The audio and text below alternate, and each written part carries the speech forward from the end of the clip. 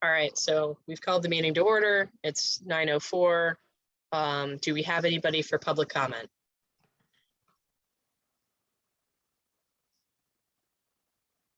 Going once, going twice.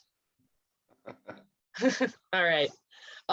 We'll see if anybody else turns up. Hi, Cindy.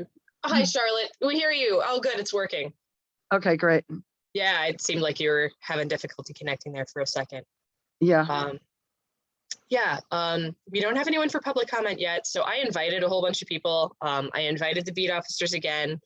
My main contact, so there's 3 beat officers that are the foot patrol unit for Howard. I was trading emails with them on Friday and asked if anybody might be able to come this morning. Didn't quite get a response on that. I did send the calendar invite to all 3 officers. It's just tough to schedule them because if something comes up, they get called away, or if they had to, take somebody to the hospital or take somebody to jail, they can't always quite be at a specific meeting at a specific time if it's during the shift, unfortunately. But I do have their contact information and I can share that with you all. So yeah, does anyone want to make a motion to approve the meeting minutes from April? I'll motion to approve the minutes. All right. Do we have a second? I'll second. All right.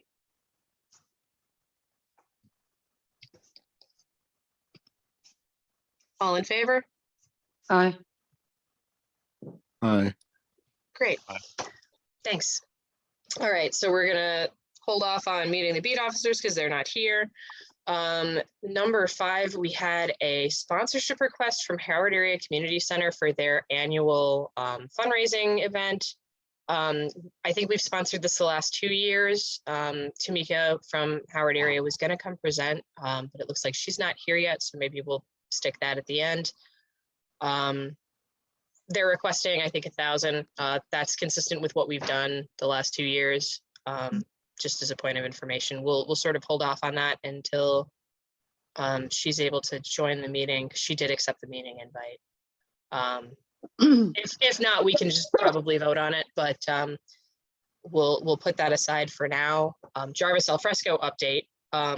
Renee and I just were talking about this a little bit before folks got on the call. So we are still moving forward. The delay that has been going on up to now was because there was an interest on the part of the businesses in tweaking the design to include a covered parklet deck structure similar to what was done at Social on Glenwood. This required, retaining an architect to do stamp drawings because it needed structural calculations and it needed to be stamped by a licensed architect. We had up to then been working with a landscape architecture firm that doesn't have the necessary licensure to do that. So we went through actually 2 different architects for various reasons to try and get that design done. And then once it was done, we got told by Choose Chicago and BACP that we weren't allowed to put this structure out as part of Alfresco because it disproportionately benefits specific businesses and isn't public space. And it sure would have been helpful if they'd have told us that, like, when it was first suggested.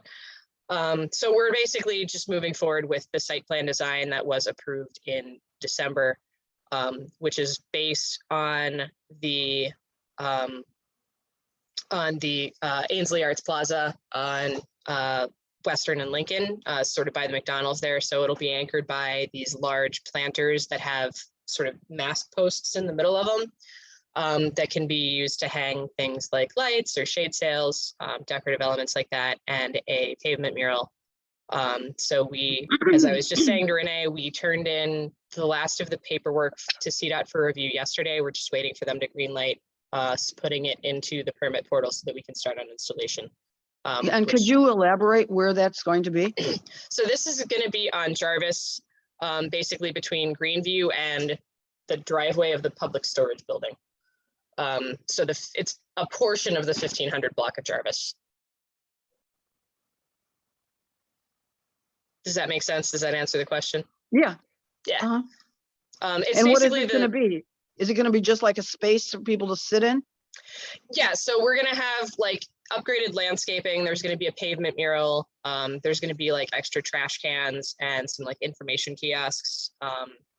And that's sort of what is in the site plan that's been approved by CDOT. The big thing is sort of these big planters that are gonna be out there that can be decorated and that can support sort of, you know, things like lights and stuff like that. So yeah, it's basically the same footprint as the part of Jarvis that's been closed during the pandemic. So public storage driveway east to Greenview, and make it look pretty. Sounds good. Yeah. So yeah, that concludes my Jarvis alfresco update. I'll get started on some Chalk Howard Street updates. So we have 3 or 4 3D artists booked. Most of them are folks that are returning from last time. And then we're working with, so our event company this year is Star Events.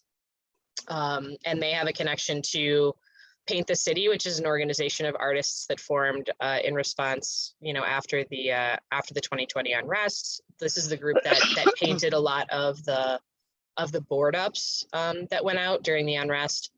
And they sort of, you know, continued on as like an art collective. So they're going to be doing a lot of our 2D artwork, which is really exciting, in addition to the 3 or 4 nationwide 3D chalk artists that we booked. Nate is not going to be part of the event this year, unfortunately, due to schedule conflicts. He wasn't available, but we found some really great artists that we've booked so far. The next step is going to be booking bands and talent to perform. And I think our press release and public announcement about the festival is going to be going out later this week. So be on the lookout for that. That'll include links to the vendor sign up for interested food and retail vendors that want to be part of the festival. And then we're also going to be reaching out to bands. So if anyone knows any bands, particularly, you know, if anyone has any connections to local talent, especially, you know, diverse acts, world music, hip hop, reggae, you know, we've heard some of that feedback from the community that, you know, they want the festival to represent the residents more. And so we're trying to take that to heart as we book talent for the festival, and vendors too. We are giving priority to Rogers Park based businesses and businesses of color for food vendors and things like that. So if you know of anybody, there'll be links in the festival announcement that's going to be going out later this week for folks to apply for vendor spots and reach out to us about performances. So stay tuned for that. We're really excited about it. August 27th is the date. So yeah. All right. If there's no other questions about that, I think Lizzie is here on the 630 phone number to give us some updates on social media and website. Yes, thank you. I am sorry to tell you here. I am just about to get off the train.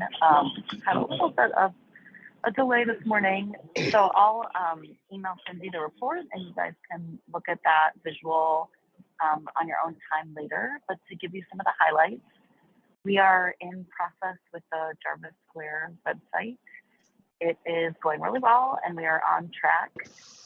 Cindy and I were talking offline or emailing offline yesterday about meeting next week to review the website, the actual website developed with content in place.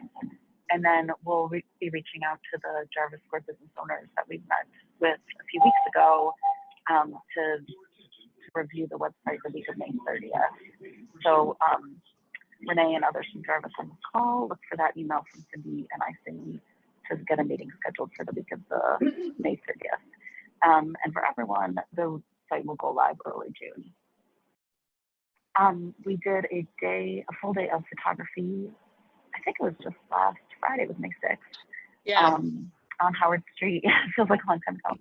On Howard Street and Jarvis Square, and it was a fantastic day. Unfortunately, it was raining, so we didn't get outdoor shots, but I've gotten a sneak peek at some of the early photos, and they're fantastic. The list The report has the list of who we photographed, and it's a good representation. Fabulous Doll Boutique, Factory Theater, the Martial Arts Studio, and then Anto and Taste. And I think I'm missing one other. So we sort of shoehorned in Jarvis Square Tavern because we had time that was set aside Right. for outdoor photography that we couldn't do because of weather. So we just, we pivoted real quick and included Jarvis Square Tavern. right. Thank you for that, right? Yeah. So those new photos will be part of the new website and also used on Howard Street's website and Howard Street Social. Third, we're running the daily and ads. So we're still trying to nail down Loyola, and at this point, really that would be a fall target since our breaking for summer. But at Northwestern, they go through June, and so we have 2 weeks already that have run with the ad and 1 week left. We're featuring Athena and Los Ferris. Athena in 2 of the weeks and Los Ferris in 1. The impressions are great. We're getting 12,500 impressions per week, which is really great exposure. The click-through rate is a little bit lower than we'd like to see. And we attribute that to like the call to action is just come to Howard Street. It's not, I think if any business had, Factory Theater, when you have your next show, and it's buy tickets by this deadline, or if anybody has, 10% off or some sort of buy one, get one deal, I think we would see that click-through rate go up.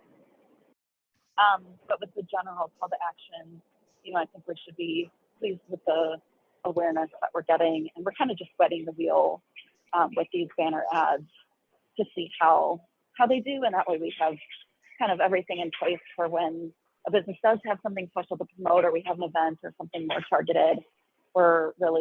We've got all the gears in motion to just get an ad placed. Cool. And then I have the Facebook, Instagram, and web metrics and Google ad metrics in the report. Everything's pretty steady from month over month. Google ads, we're seeing a really high click-through rate. Our click-through rate is growing. So we're serving the same number of impressions on our Google ad, but more people who see it are clicking it. So it's performing like more effectively than it was last month or the month prior. And in general, what's my last kind of main stat that I think is pretty substantial is web traffic. The number of visitors this time last year, so April 2021, was about 620 visitors to the website. And last month we had over 2,000 visitors to the website. So I think it's been really hard to track the trends in web traffic because of COVID and Omicron surges, and like it just affects. We're doing so much because it's so much about getting people out, and things have been so been changing so much. So it's kind of hard to do the year-to-year comparisons, but it's just sort of it's a nice thing to see that our web traffic is back to what it used to be, and continuing to grow with the Google ads and other digital advertising. Great. Does anybody have questions?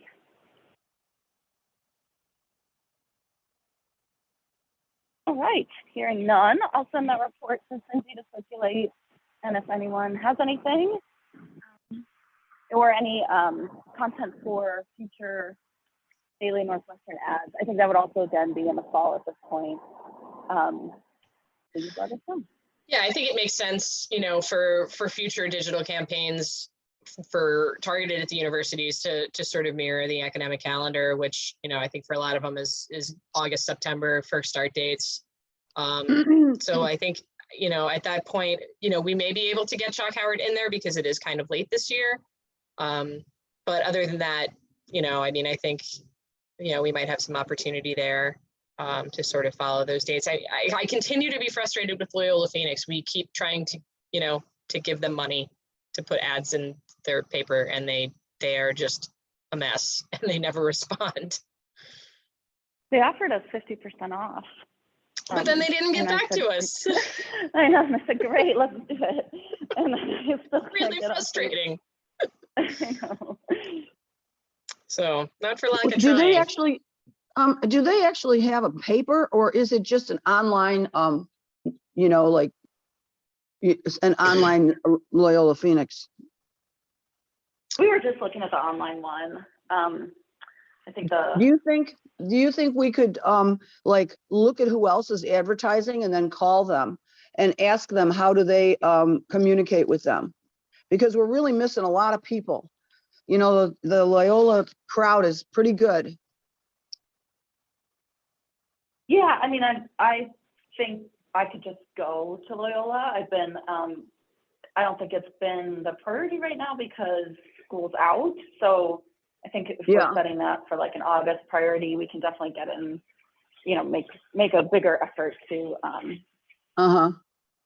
get in touch with them and make it happen. It's just, I think Okay. with the Jarvis website and photo shoot, like those things kind of rose to the top for our time right now. And then, in the fall when students are back, it's Yeah, be prioritizing Loyola. This is Dave Scora. One thing I don't understand about this, Loyola has always had a community relations person in the upper levels of the administration, somebody who's got that area of responsibility. And sometimes they're attached to the president's office, whatever. And I think that for this, for what we're trying to do, it just makes a lot of sense to try to reach out to identify that person, which shouldn't be hard. That's an official position. Yeah, she's a commissioner on SSA 54, but she's not in charge of the Loyola Phoenix. She's part of the community relations not office. in charge of the Loyola Phoenix, but I think that it would be good for, for the university to know that we're trying to reach out, first of all, in terms of just future relationships. And secondly, they may be able to also expedite having a more permanent kind of channel to the paper. Maybe there's an advisor or somebody also that's there that doesn't change like the student membership on the paper probably does.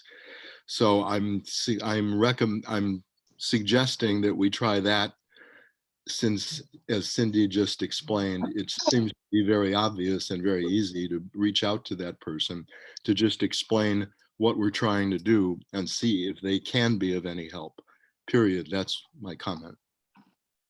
Yeah, I mean, we'll certainly make that ask, but they're, typically student papers these days are independent organizations, and I think I don't know of any clubs, certainly when I was in college, that had faculty advisors. I don't think that's really a thing anymore, but we'll certainly ask.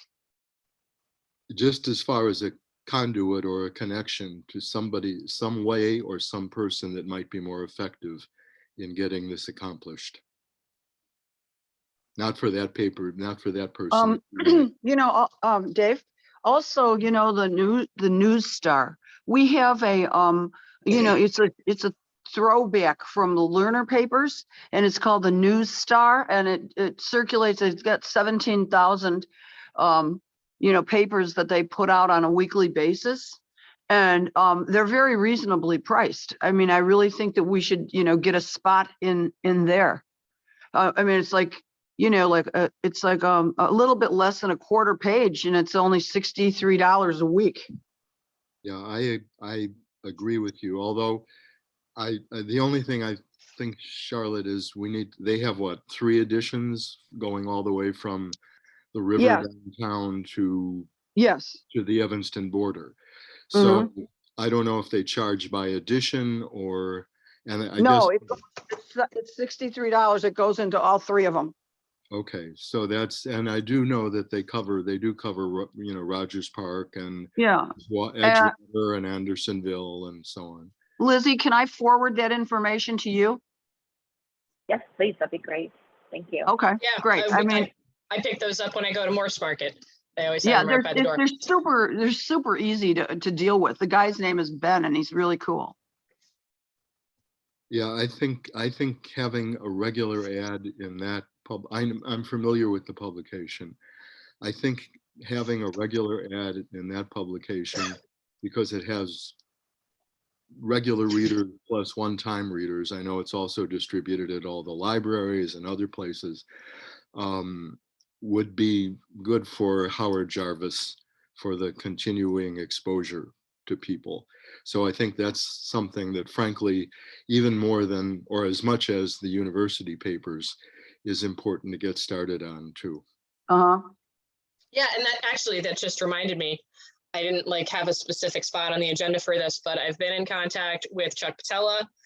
He is planning to open on the 26th. Finally, after 2+ years of coming soon, Howard Street Brewing is finally opening. So when we do tee up this next campaign, maybe not for the university audience, since the bulk of them are under 21, at least in theory, but maybe for New Star, that's something that we really hype up about, because it's been a long time coming, and we want to make sure that we're supporting him, because he was having to float expenses without being open for a really long time. So we want to help do whatever we can to help him be successful in that space. Have you found out anything more about when the resurfacing is going to be on Howard Street? I've been in contact with Tiffany at the 49th Ward. They've not been given dates by CDOT. They're just being told, end of summer, Q3, Q4. So much of construction in the city depends on, weather and where you are in the queue. But I don't have specific dates. They've been told that the festival is the 27th, and can we please make sure that it's after the festival's over? So as far as I know, that's been communicated. I'm asking because I want to see if we can put a giant mandala in that 6 corners area. Like how we have that fancy thing at Loyola and over here by the school. I want to get a pattern in that. I'll certainly ask, but what I can say about those projects that have been done is that they typically take a couple of years. So the ones that were done on Devon were done as part of a larger streetscape project. And the ones that were done as part of the school were part of Vision Clark. And it took a pretty long time and a lot of funding to get those moving. Yeah, but it's worth a try. Yeah, I'll have that discussion with Sandy, when she gets back from her vacation. Because the other one that we're working on right now that's part of Vision Clark is they're doing more of the ones similar, I think, to what was done at CMSA on Clark. Yeah, they're doing some around the metro station. Yeah, for sure. And it's neat if you've ever watched them put them in, because they sort of dig up the street and then it's all one piece that they lay down and then like sort of heat treat it so that it stays. So it's not really paint. It's a membrane sort of thing that you can commission and have done, but it takes a long time to get through CDOT's process. So yeah. Well, Cindy, hi, how are you? Doing well. Good. I have a question for you. A few years ago through PB 49, we tried getting through a traffic calming mural, something kind of like you would do on the chalk Howard Street, but in an actual mural at Bosworth and Howard to get traffic to stop for pedestrians. I know they had at one point a few years ago put up several of those yellow stop things, and people just like ran them over completely. And I'm wondering, since we're talking about murals and so forth, and what is the possibility of getting a permanent mural at Bosworth and Howard done by an artist? Originally, we had wanted the community to design it when we were approaching PB 49 to get traffic to calm down for pedestrians who are trying to cross the street, to get them to stop. Yeah, I think that's a neat idea. I think typically when CDOT has been allowing murals, it's mostly been as part of street closure projects like Al Fresco, because they have pretty exacting standards that preclude most of the paints that like would be used, because it has to, you know, have anti-slip, you know, properties and things like that. And they don't tend to last a super long time. The painted ones that I think have been done tend to get, you know, damaged pretty quickly due to weather and salt. It seems like they, for the most part, are moving towards this, you know, this membrane that sort of gets laid into the street. And that's what they use for traffic markings usually, if you've watched them repave a road. So I think that would kind of limit our ability to have local artists out there painting it. But what we could do is maybe have local artists design the thing that then, you know, Gallagher Pavement creates as a thing that they can install, because they do tend to have like longer longevity. And we're sort of, you know, I'll say that, you know, we're getting into kind of the FY 2023 budget discussion, you know, portion of the meeting, which is good. This is a good suggestion. And I'll try to put that in there for Public Way Aesthetics, and bring that up. Because we're also waiting to hear on a couple of grant applications too that we've applied for Howard Street, that this might allow us to sort of get at that and do some of these things. One other thing that I've been talking with Elizabeth at Legacy Barber College about, she had asked me about, you know, what's the procedure for commissioning public art in the business district, because they're interested in doing a mural on the side of their building where it faces Villiers White Park. And they're talking with artists to get a proposal together that they'd like to bring to the SSA commissioner sometime later this year, to commission a mural on that building, which I think is really cool. The landlord apparently is on board. And that would mean, you know, potentially some public art facing on the park fields, which I think could be really exciting. So I haven't seen design proposals yet, because they're talking to folks, but I said, like, I basically told them, like, yeah, if you get a proposal together, like, bring it to the SSA. That sounds like exactly the sort of thing that we'd like to fund. We haven't funded a mural in a minute, but You know, we have money available to do so. So let's do it. The last meeting that we had, I brought up the fact that we need a speed bump on Rogers. Yeah, because there's a long stretch of road with no stop signs all the way from Greenview to Paulina, and they're drag racing back there, and it's super dangerous. We've got to figure out how to get a speed bump back there, at least one, maybe two, because they're going crazy. I mean, they're actually, you know, coming over there so they can, you know, drive their cars really fast.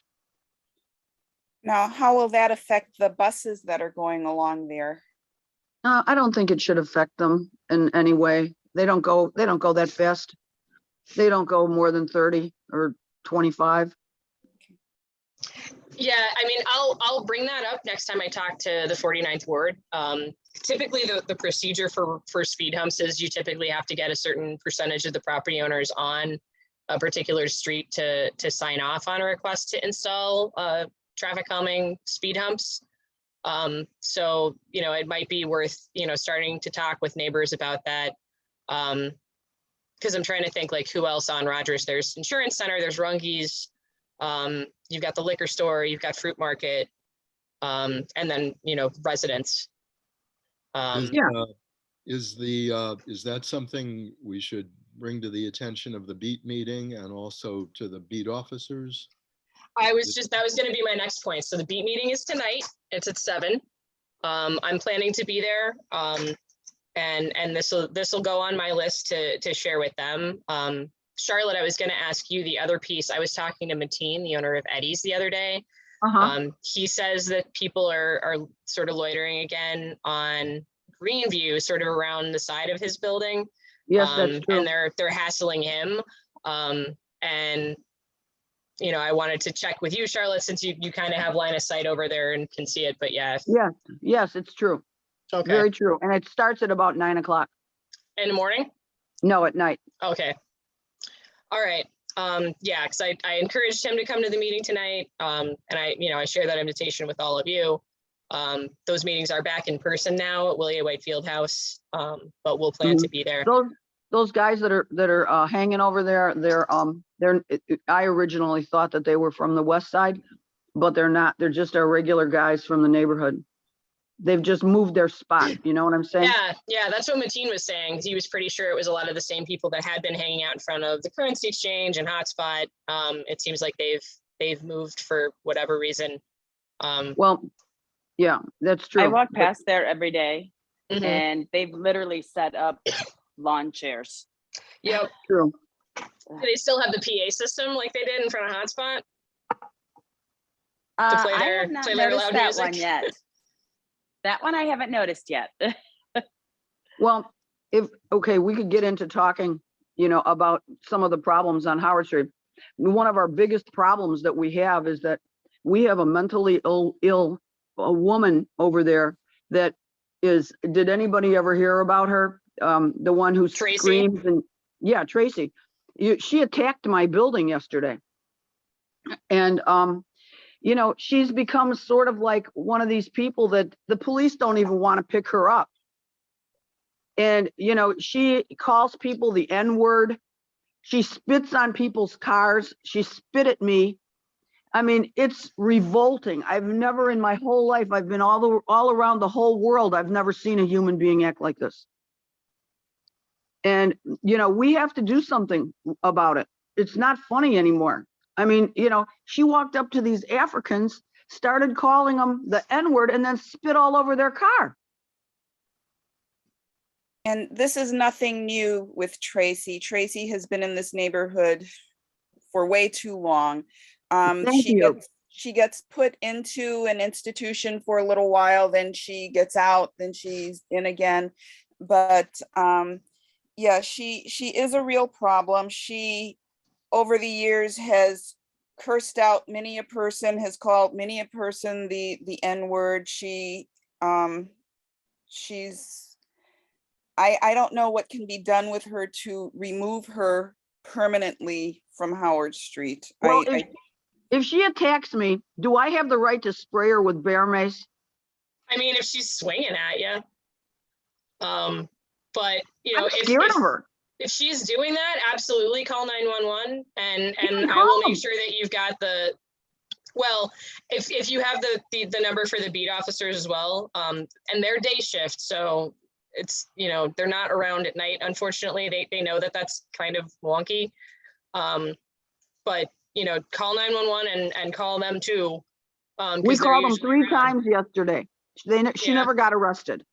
Trace, yeah. Did they come Yeah. at least? They came like 25 minutes late. And then they didn't even arrest her. Were you able to show them camera footage of her swinging Oh at people yeah, I and got such? it. I got it right on my phone.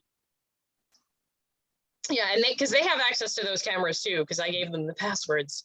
But no, the foot patrol crew, they're aware of Tracy, they know.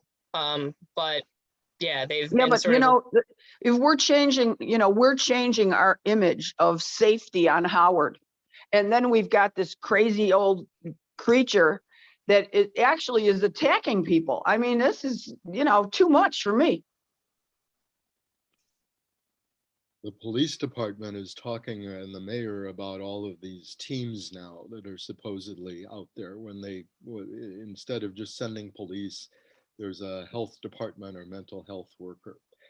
Can't we talk to the beat officers or the district about getting one of those supposed teams to come out for her when there's a call about her? so there Or is even so just to come out and talk to her, period? so Trilogy has a rapid response team for mental health crises. They've expanded their hours. I think they're now 7 days a week, 7 to 7. That number's been publicly shared. I'll send that around to everybody too. But they're not going to be able to arrest anybody either. They're not law enforcement. It's just counseling. All they can do is encourage the person to calm down and accept help. But I don't know that that's going to work with this particular case, because she is pretty violent and infamous in the neighborhood. Well, when somebody spits on a person, isn't that considered an assault? Technically, Yeah, it is. So, I mean, I would have to say that what we need to do is send a flyer around to all the stores and say, if she does this, or this, call the police and press charges against her. See, people are afraid to press charges against her. Yeah, I mean, and she's not one that I don't think she's gonna like retaliate in the way that some of the other guys Oh, yeah. do. She'll break windows. You should have Well- seen her yesterday. She was throwing all kinds of stuff at my store. It was insane. She just picked up everything, any kind of thing, and just started throwing it at the windows. So, I mean, could you imagine if she does this and we have our chalk fest? Yeah. I mean, come on. I mean, this is not good. Well, we are going to have security at the festival. You know, that's required as part of getting the permit. So in addition to, you know, any police that are around, you know, we are going to have security on site, as well as medical staff, because that's just part of the expenses of running a festival. But yeah, I encourage, if anyone's available this evening, to pop by the beat meeting and share some of this. Like, I think it's really important that we have a presence at these meetings heading into summer, especially. I'll be there for sure. You know, I've encouraged Mateen and the owner of the currency exchange and some of the other folks to come out as well, because we know, you know, some of these problems have been ongoing, and we really want to make sure and impress upon, you know, the 24th district that, you know, it's great that we have foot patrol now, but we really need them to be vigilant and be enforcing the laws on Howard Street as we get into the warmer weather, because, you know, it's not great. I'll call the beat officers today. Yeah. And I'll start talking to them about this Tracy person. Yeah, and they know about her. When I met with them, we talked about Tracy. So, but if you have specific issues like with her, where she's targeting your shop in particular, that's absolutely something that we want to let them know. Okay, Well, I'm not that worried about me. Okay, I'm worried about the general public. Yeah, they're scaring customers away at a time that, you know, we really need to be drawing foot traffic to the businesses that have survived the pandemic, that are still on Howard Street. You know, we don't want to lose any more. We've had several close in just the last few months. Yeah, go ahead. I do have another question. One of the things that I have been seeing, unfortunately, I am unable to attend the beat meeting tonight. I wish I could be there because I would bring this up. But if someone else is going to be there, I don't know if anyone has noticed that someone in the community has put up signs, and I've torn down a couple of them, to whenever the cops make a stop, or, you know, stop to inquire with whoever is hanging out on the street.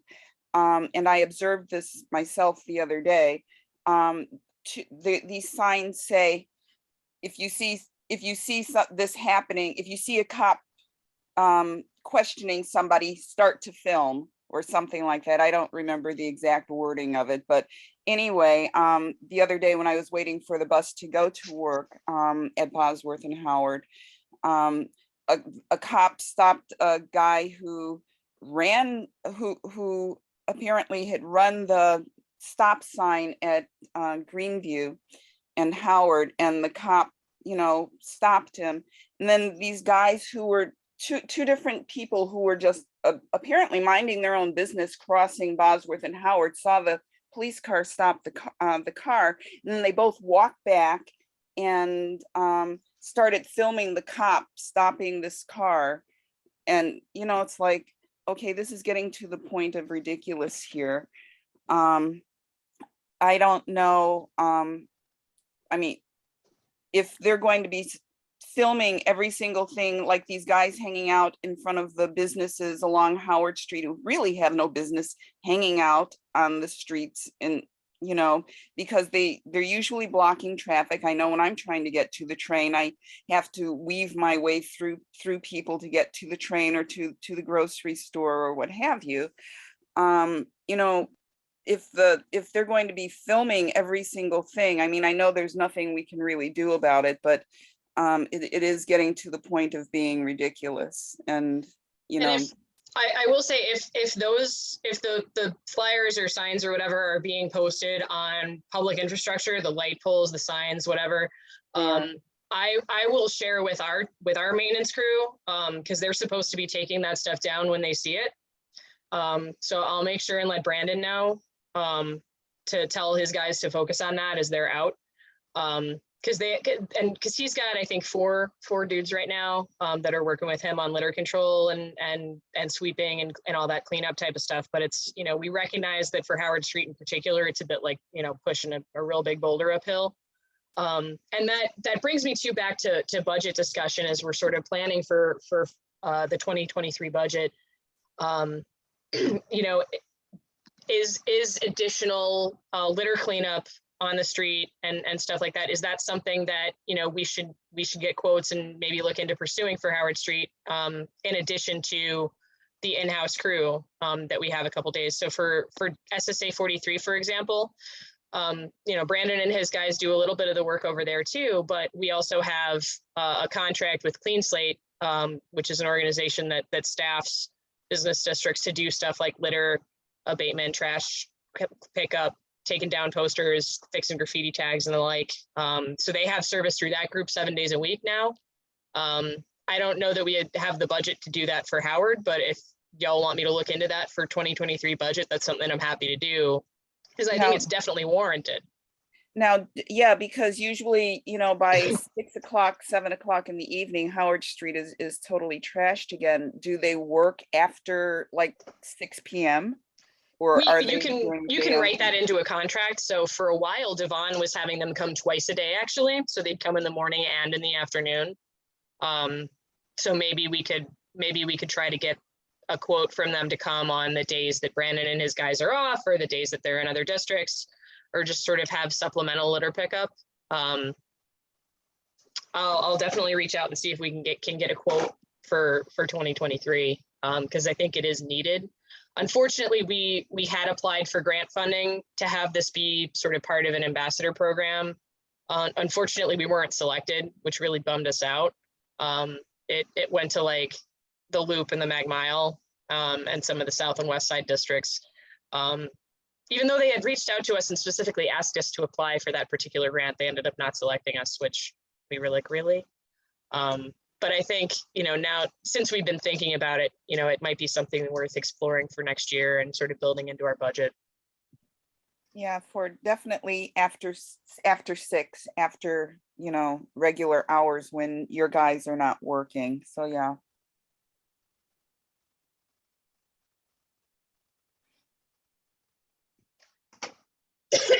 Any other, you know, changes, new stuff that folks would like to see for 2023 budget? Or, you know, on the other side of that, is there anything that people want to investigate scaling back on or stopping doing? We've gotten new quotes for landscaping. I'm waiting on one more estimate. But that low bid actually was a little bit lower than what we've been paying. So I'm trying to get some additional like references and things like that as to landscape providers before we award a contract. Snow, I know that two of the districts now have stopped doing snow removal. Howard Street and Devon Avenue 43 are the only two of the RPBA districts that still do snow. I think a lot of the other SSAs around the city do the snow. And yeah, I don't know why they stopped doing it. I think this year in particular, it was difficult to get contracts awarded. We put out RFPs in May and June, and a lot of districts didn't get any bids. We only got one. I don't know if it's, you know, partly, I think part of it's like labor shortage, you know, people are getting better jobs and not wanting to sort of do the, you know, the manual labor outside as much. It's hard for them to hire people, so they can't bid these contracts. You know, when I meet with other SSA managers, you know, around this time last year, you know, we had already awarded our contract to Pearsa, and everyone's like, wait, you got a snow contractor? Who are you using? Like, we didn't get any bids on our RFP. So we were actually kind of lucky in that regard that we actually got a company to bid and do our contracts. And are we renewing for next year? I reached out to them yesterday and asked them for pricing to renew for next year.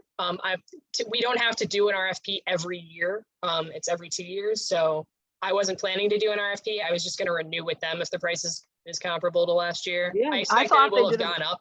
I thought they did a good job last year. That's good to hear. Yes, they did. And is the SSA contract is for Jarvis and Howard? Yes, Yeah, they were good. that's good. Because I know no one was happy with the group that we had before that. Myself included, they were awful. And expensive. But the group we had last year were really responsive. I think they did a good job. I got a way fewer complaints this past season than the year prior. So if they're on board to take us on again for the next season, we're gonna probably pull the trigger as long as everyone's cool with the service that is provided and the contract terms that we have. Which I think for Howard Street, it's they're required to come out if it's 2 inches or more. So under 2 inches, you're on your own. But if it's over 2 inches, they come. This is my thought. I think that we should probably, like renew with them right away, because if they start realizing that, the snow removal people are sort of disappearing, they might raise their price, Yeah, and they kind of owe me because I've referred several other SSAs to them. Yeah, good. Yeah, remind them. Yeah. So I reached out to them yesterday. I'm waiting for a response, but I basically, Good. this is what I wanted to hear. I want to make sure that everyone's cool with us continuing to do snow. Because, a lot of groups are dropping it, partly because, of the complaints, of the expense, and of the fact that it's been difficult to get companies to bid these contracts. Yeah, okay. We've been fortunate so far. So if everyone's Yes, we cool with have. keeping snow, we'll keep it. So far, so good. We've been lucky. Great. Yeah, as I'm working on budget, I mean, we talked about this a little bit at last meeting. I think the big challenge that we're dealing with right now is that we don't really have money in the bank to pull from for carryover, particularly now that the county is delaying second installment property tax. So I think we shared this with everybody last time, but we were notified a couple weeks ago that second installment bills that usually go out in August are being delayed due to a dispute between the assessor and the Board of Review. So what it means is that the second installment bills now aren't going out until January of 2023, meaning that we're not getting the tax revenue that we are supposed to get. We're going to get it eventually, but it'll be coming really, really late. So RPBA as an organization is having to kind of float all of the SSAs now for the remainder of the year, which thankfully, it's a strong organization. They're in a position to do it. But, that's the reality where the county is kind of screwing with us a little bit here. So, we're having to be mindful of that and sort of plan accordingly as we're heading into the 2023 budget. I'm not able to really put a bunch of carryover on there. So we may be in a position where, so the current rules are that anytime your annual budget from year to year changes more than 5%, you're required to do a community meeting to explain the change and justify the need for it. I foresee us having to do that this time, but the community meeting can be at the same time as a regular SSA commission meeting. So that's probably what we'll do. When I've had this come up in other districts, that's what we've done. Particularly if we're going to look to add litter, which I kind of think, if we're able to, we should, because it's needed, that we'll probably exceed that threshold and need to have a meeting about it. But other than that, if everyone's cool with kind of the levels that we've been at, we talked through a lot of this when we met last month to go over audit. So everybody's sort of seen, where we're at as far as what we actually spent last year. And I'm hoping to have for next meeting, year-to-date spending from our CPA to share with you too. I can tell you a lot of the biggest line items always are landscaping and snow. And then, we've got special events for this group. So we're starting to get expenses and fees coming in for Chalk Howard. So yeah. Any Okay, other go I'm ahead. going to have to leave the meeting. Is there Okay. anything we need to I vote have on? to leave also. Okay, so I'll go back really quick to the Howard area sponsorship request. they're asking for $1,000 for their fundraising event. We've sponsored it the last 2 years in a row at the $1,000 level. That gets us placement for like the Howard Street brand as a sponsor in like the program that everybody gets, and inclusion in their marketing and promotion of the event. I'm good with I'm good with giving Okay. them the $1,000. So Charlotte moves to approve. Do we have a second? I'll second. Thanks, David. All right, all in favor? Aye. Aye. Thanks. All Yeah. right, Good. thanks. So yeah, our next meeting is June 15th. So we'll be probably continuing to talk about budget at June. And then also we have the July meeting is earlier than usual because that's when DPD requires us to have our budget. And tonight, Cindy, please bring up the Tracy. Oh, I plan to. I have a whole list of stuff that I'm, including the guys that were in front of factory when we rolled up for the photo shoot. One of whom left a nice little gift. Well, it wasn't little. So yeah. I've got a list for the beat meeting tonight for sure. So if anyone else is available to join us for that, please do. But I'll be there. Eva, thank you for joining us. And we'll see y'all on Howard Street and then at the June meeting. Okay. Thank you for inviting me. Thanks, Eva, for coming. Thanks, Okay. Eva. Yep. See everyone later. Thank you. Have a good one. You too.